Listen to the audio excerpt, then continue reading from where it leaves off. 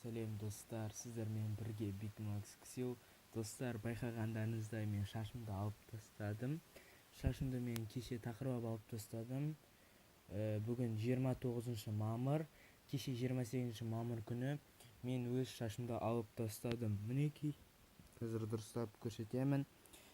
Шашымды неге алған деп сұрақ қойсаңыздар, мен шашым қалың болып өсіп кеткен тұғын.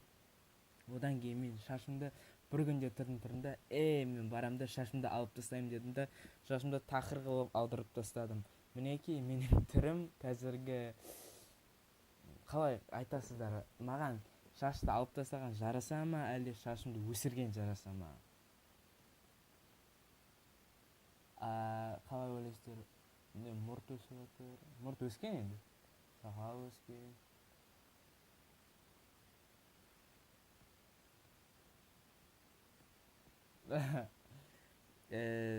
Мен өзім тақырап салған кезде біртүрлі басқа адам ұқсайды екенмін, иә?